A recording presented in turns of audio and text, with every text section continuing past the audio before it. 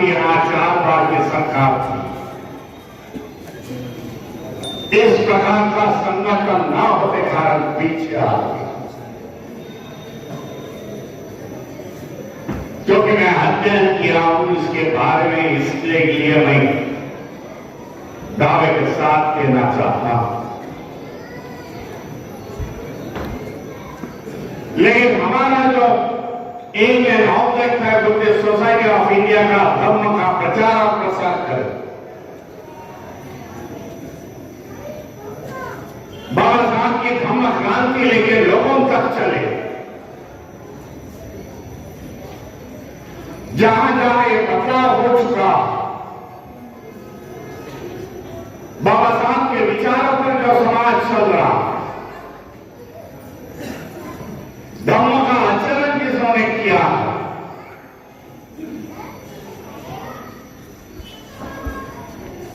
वो समाज आज आगे निकल चला। और जिन लोग पाखंडवाद अंधश्रद्धा में है, वो पाखंडवाद अंधश्रद्धा और सिस्टम कभी आगे नहीं निकल देगी।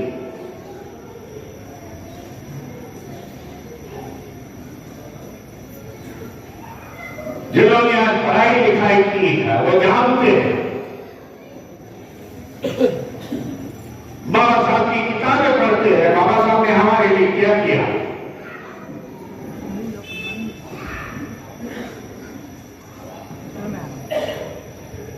अपने समस्या का कारण वो बाबा साहब के लिटरेचर में ढूंढते हैं। तब पता चलता है कि बाबा साहब ने जो क्रांति की है,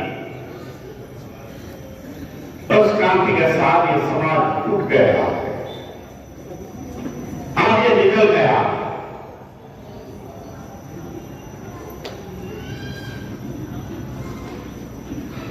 जो कल का दिन था 20 तारीख 20 मार्च 1927 में 27 में बाबा साहब ने 14 फरवरी में पानी पीने का आंदोलन किया, संग्राम किया, सत्याग्रह किया। कल मैं काफी देर तक वहां मेरी बात चली, लेकिन मेरा बात तो सब मराठी में, आवाज इंडिया टीवी पर मेरी पूरी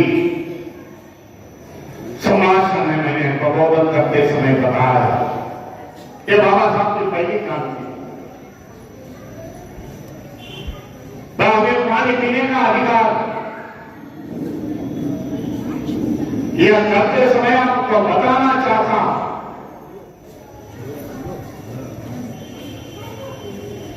बाबा साहब ने जो भी किया, ऐसे बाबा साहब कहते 2014 से इस देश में प्रतिक्रांति का दौर शुरुआत हो।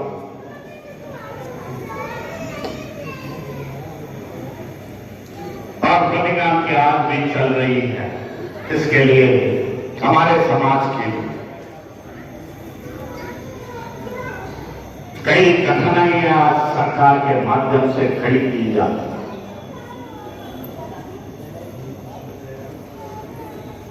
लेकिन मैं तो पूरे देश भर में जाता हूं, मैंने जो देखा है इस देश में, जो व्यवस्था आज चल रही है देश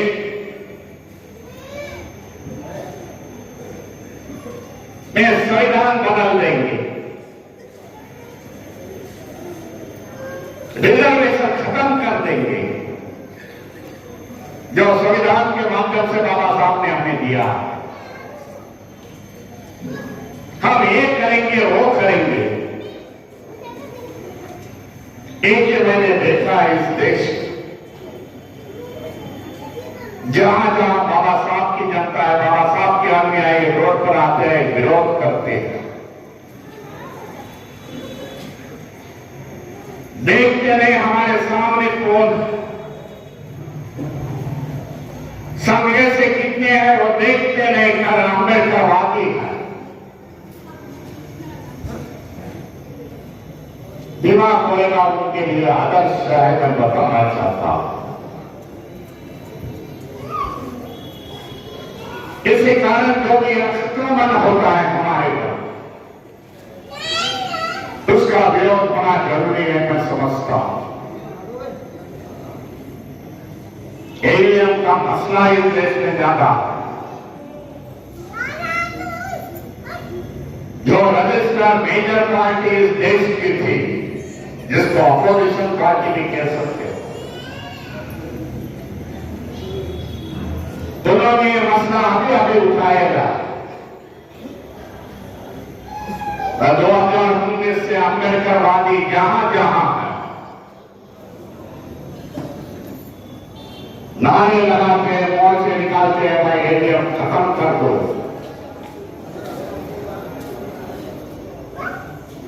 क्योंकि योगी के माध्यम से जानते हैं कि यह सरकार बैठी हुई है। हमें लड़ना पड़ेगा, सभी फ्रंट पर लड़ना पड़ेगा।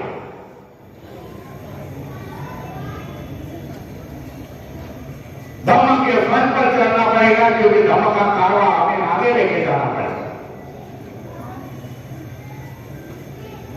सामाजिक लड़ाई लड़नी पड़ेगी, सामाजिक स्टेटस बढ़ाने के लिए।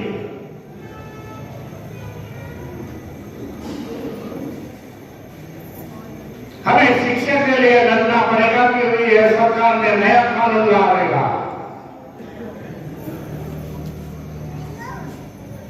शिक्षा का कायदा पास हुआ है, जिसको एजुकेशन एक्ट बोलते हैं।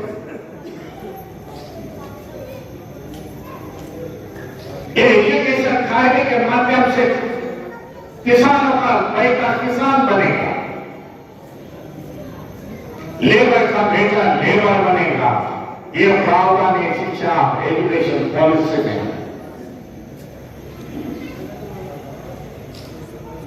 सरकारी स्कूलें खत्म करके प्राइवेटाइजेशन के लिए गई। जानते हैं कि बाबा साहब के अनुयायी है, शेड्यूल कास्ट बच्चे समाज के लोग हैं, बहुत लोग हैं। बाबा साहब ने वो जमाने में संदेश किया था, फॉलो करके समाज पढ़ लिखा और आगे निकल जा। इसी कारण इस प्रकार के कायदे बन गए।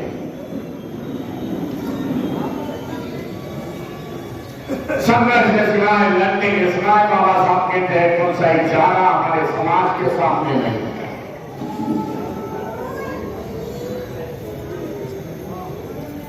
इसी कारण बाबा साहब के विचारों पर चलना मैं समझता हूं आने वाले समय में होना जरूरी।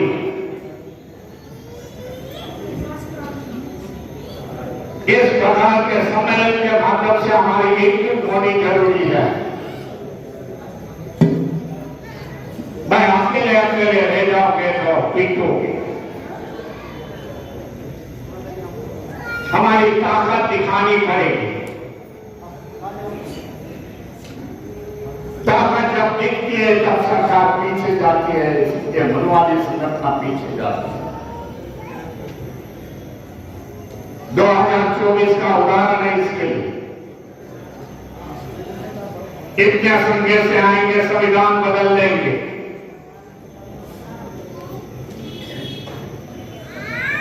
लाखों की संख्या से अम्बेडकरवादी इस रोड पर आ गए। उस समय में आंध्र प्रदेश में था, 3 लाख के लोग रोड पर आ गए थे और सरकार को दे दी चेतावनी, बदलने वाले को हम बदल देंगे। इसके लिए इंडिया गठबंधन इतना संख्या से उतरा। मैं ज्यादा समय न लेते हुए मैं धन्यवाद देता हूं सभी मेरे सामने सामने बैठे हुए, उनको धन्यवाद देना चाहता हूं। आने वाले समय में हम धम्म की पताका आपके कंधे पर होनी चाहिए, पंचशील की पताका होनी चाहिए। हर दिन का थोड़ा सा समय बौद्ध धर्म का प्रचार और प्रसार के लिए होना चाहिए। अपनी नौकरियां, अपने उद्योग धंधे हो गए, सरकारी कंपनियां में हो गए, प्राइवेट में हो गए, लेकिन कुछ 1 घंटा 2 घंटा आप सामने शिविर में जो खड़े हैं और इस शहरों